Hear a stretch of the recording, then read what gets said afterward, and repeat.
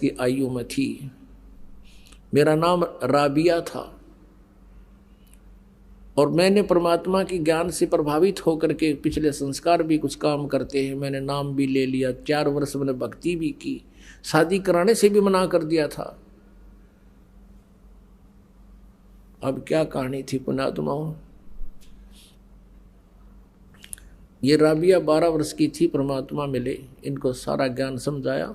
पिछले संस्कार से थे जो कि इसे धर्म में भी इसने परमात्मा को स्वीकार किया। 4 वर्ष तक पूरा संघर्ष किया आप समाज के साथ, अपने माता पिता के साथ, और सत साधना करती रही। और विवाह करने से मना कर दिया, मैं आजीवन ब्रह्मचारी रहूंगी। लेकिन माता पिता रूढ़िवादी गणे थे, रोटी खानी छोड़ दी, खाना छोड़ दिया। बेटी हम कहाँ मुंह दिखाएंगे, बेटी को घर पर कैसे रखेंगे। तो माता पिता के इस दुख को देखकर उसने स्वीकृति दे दी कि मैं शादी करवा लेती हूँ। लेकिन मन में ये सोच लिया कि मैं अपने पति से फैसला करूंगी। विवाह होता है तो मुसलमान धर्म में एक ऐसी प्रक्रिया होती है, उसमें निकाह कबूल करना होता है। सामने दोनों बच्चों को बिठाकर पूछा जाता है, बेटी क्या तू इसे विवाह करना कबूल करती है? वो स्वीकृति दे देती है तो विवाह होता है, नहीं तो नहीं होता है। तो वहाँ उसने स्वीकृति दे दी, ब्याह हो गया। एक बहुत बड़े नेक आत्मा, बड़े अफसर साहब के उसका जो है ना ब्याह हुआ, नाता जुड़ा। अब उस अपने पति को जा करके उस लड़की ने कह दिया, जी मैं आपसे 2 बात करना चाहती हूँ। उसने कहा बोलो। उसने सारी कहानी बता दी कि मैं शादी नहीं करवाऊंगी, मैं संतान उत्पत्ति नहीं करूंगी, मैं शादी नहीं करवाना चाहती थी। मेरे माता पिता जी समाज को बहुत देख रहे थे, लोक लाज में ज़्यादा दुखी हो गए थे। तो उसने कहा कि आपने फिर निकाह कबूल क्यों किया था? संतान उत्पत्ति नहीं करेगी, मुझसे मिलन नहीं करेगी, तो तुमने निकाह कबूल क्यों किया था? कि मेरी मजबूरी थी, मेरे पिताजी लोक लाज के कारण घने दुखी हो गए थे। अब आप देख लो, यदि आप जी ने मेरी शर्त स्वीकार नहीं की तो मैं आत्महत्या कर लूँगी। मैं आपको टच नहीं कर सकती, मैं गृहस्थी नहीं कर सकती। अब वो घना दयालु आदमी था, नेक व्यक्ति था। उसने सोचा भाई मैं क्यों पाप का भागी बनूं, ऐसी देवी है, भगवान से डरने वाला था। उसने कहा, देख राबिया बात सुन, ठीक है मैं तो और शादी करवा लूँगा, क्योंकि मुसलमानों में अनेक विवाह हो सकते हैं। लेकिन एक बात ध्यान में रखना, जैसे आपके माता पिता की लाज थी, ऐसे मेरे माता पिता की भी लाज है। आपको मैं अलग से दे दूंगा कमरा, और तू भक्ति जैसा भी करती रहना। संसार की दृष्टि में रहेगी मेरी पत्नी, लेकिन मेरी दृष्टि में तो मेरी बहन तुल्य होगी। तुझे कोई दुख नहीं होने दूंगा, लेकिन घर से बाहर नहीं जाने दूंगा, तुझे पर्दे से बाहर नहीं रहने दूंगा। राबिया ने सुख का सांस लिया, हे अल्लाह बड़ी सुनी आपने मेरी। अब उस लड़की ने वहां देखा समाज में, क्योंकि 1, 2, 20, 1000, लाख सभी एक जैसी क्रियाएं कर रहे हैं भक्ति की, परमात्मा वाली भक्ति को छोड़ दिया और वो लोक वेद वाली शुरू कर दी।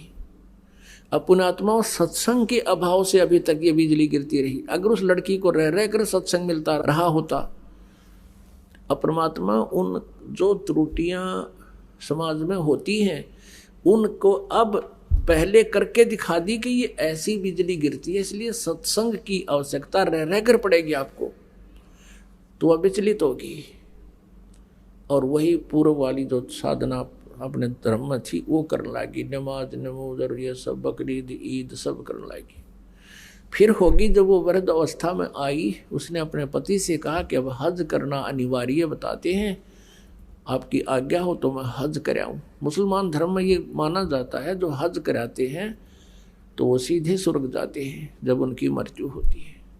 हज नहीं करता तो वो अभी वो मतलब पूर्ण लाभ प्राप्त नहीं होता। उसके पति ने कहा कि आप जा सकती हो। उसने देख लिया बेचारी कभी बाहर गली में मैंने किसी से बात करती भी नहीं देखी। कहा कि मैं आपके लिए कोई ऊँट व्यवस्था करवा देता हूँ और साथ में कुछ नौकर भेज देता हूँ। वो कहने लगी नहीं मैं पैदल जाऊँगी, और भी बहुत लोग जा रहे हैं। अब वो चल पड़ी और जाने वाले कोई जा रहा था, कोई नहीं आ रहा था, कोई किधर रास्ते में बैठ गया, तो वह सीधी चली जा रही थी। उसने क्या देखा कि एक कुएं के ऊपर एक कुतिया प्यासी खड़ी थी, उसके छोटे छोटे नवजात बालक वो अलग पड़े थे और वो इतनी प्यासी थी कि राबिया के चरणों की तरफ आई, फिर भाग दौड़ कर कुएं की तरफ झांका, फिर उसके पैरों की तरफ आई। अब राबिया ने देख लिया कि प्यासी बहुत है। वहां जाकर देखा कुएं पर कोई बाल्टी नहीं, कोई रस्सी नहीं। अब उधर से उस कुतिया की दुर्दशा देखकर उस पर रहा नहीं गया। कहते हैं दया बिना दरवेश कसाई, जिसके अंदर दया नहीं है वो संत दरवेश वो साधु कसाई के तुल्य है। अब उस लड़की ने कोई चारा नहीं देखा, आसपास कोई गांव झोपड़ी भी नहीं, कहीं से को बाल्टी ने जूले आऊं। उसने आओ देखा ना तो आओ देखा, अपने सिर के बाल नो पाड़ दिए, खस्सा खस खस्सा खस। आप पाड़ के देखो 5-4 बालों को एकदम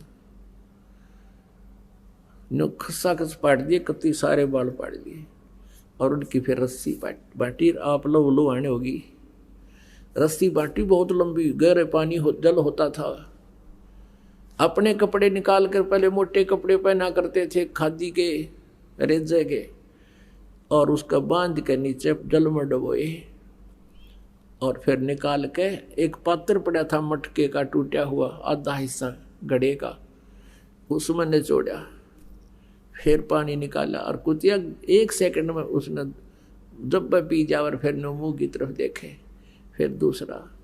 अब ऐसे वह कुतिया छका दी, तृप्त किया और अपने बालों को रक्त से साफ किया और कपड़े पहन गए। चालन की तैयारी करी थी, प्रस्थान करना चाहता। इतने में कहते वो मक्का जहाँ ये हज करने जाते हैं, मक्का में शीश निवाने जाते हैं, वो नो की नो बिल्डिंग उठ गए और ऐसे लग गई उस कुएं के साथ में जैसे गाड़ी प्लेटफार्म पर लग गया ग्रह। अब उस देखकर मक्के को राबिया तो दौड़कर अंदर गई, दंडोत प्रणाम किया, जैसा भी वहां करते हैं, सजदा किया। उसको सौपन सा हुआ कि मक्के मागी में तो वहां तो यथा स्थान पर मक्का रहा नहीं, लोगों में हाहाकार मच गया, मक्का कहाँ गया, मक्का कहाँ गया। आप सुन रहे थे जगत गुरु तत्वदर्शी संत रामपाल जी महाराज जी के मंगल प्रवचन। अधिक जानकारी के लिए विजिट कीजिए हमारी वेबसाइट www.jagatgururampalji.org। संत रामपाल जी महाराज जी के शुभ आशीर्वाद से पूरे विश्व भर में 500 से भी ज्यादा नाम दीक्षा केंद्र हैं, जिन पर संत रामपाल जी महाराज जी द्वारा ऑनलाइन निशुल्क नाम दीक्षा दी जा रही है। अपने नजदीकी नाम दीक्षा केंद्र का पता करने के लिए संपर्क करें 8222880541।